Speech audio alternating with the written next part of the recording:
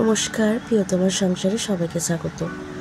আমি বাড়ি যাচ্ছি, আমি আর আমার মেয়ে। ওর বাবা আমাদেরকে স্টেশনে দিয়ে গেল। ট্রেনটা আসলে অনেক লেট দেখাচ্ছে। 10টা আসার কথা, কিন্তু এখনো পর্যন্ত আসেনি।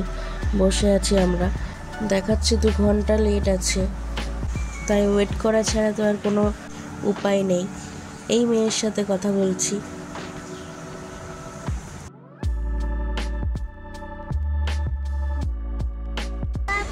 দুর্গাপুজো, ট্রেন আসছেই না, দাঁড়িয়ে আছে। ট্রেনে উঠে আমরা বিছানা নিয়ে শুয়ে পড়েছি। মেয়েও ঘুমিয়ে পড়েছে। অনেক রাত হয়ে গেছে, 12:30টার সময় এলো ট্রেন। এই যে ঘুমিয়ে পড়েছে। চলুন তাহলে দেখি ট্রেন আমাদের কখন পৌঁছায়। প্রথমেই যখন চেপেছি তখনই তো লেটে তো পৌঁছাবই। দেখা যাক কটায় পৌঁছায়। এখনও আমরা ট্রেনে থেকে নামিনি। ট্রেন অনেক লেট আছে, প্রায় 4 ঘন্টা মতন। তো কী জোর করবো, খুব জোর খিদে পেয়ে গেছে। এরপরে স্টেশন আসবে খড়গপুর, ওখান থেকে আমরা কিছু কিনে নেব। হিসেব মতে আমরা 6টা 10-এ সাঁতরাগাছি নেমে যাওয়ার কথা, কিন্তু 6টা 10 তো অনেকক্ষণ আগেই পার হয়ে গেছে।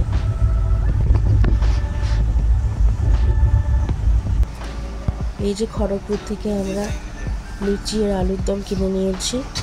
খিদে পেয়েছে মাম্মা? হ্যাঁ, খাও।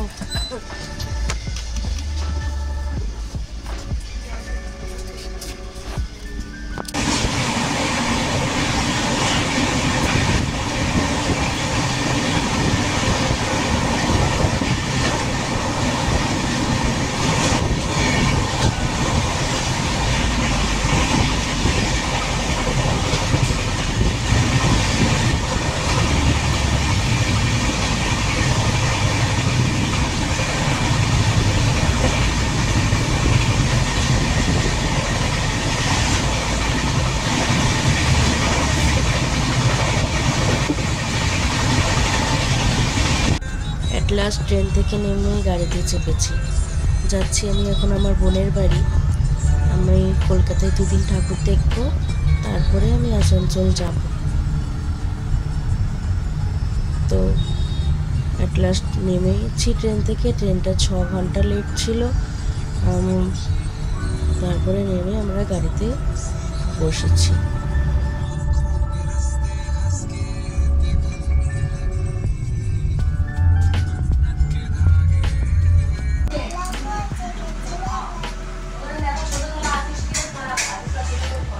ফ্রেশ হয়ে এবার খাবার খেয়ে নেব। চলুন তাহলে আজকের ব্লগটা এখানেই শেষ করছি।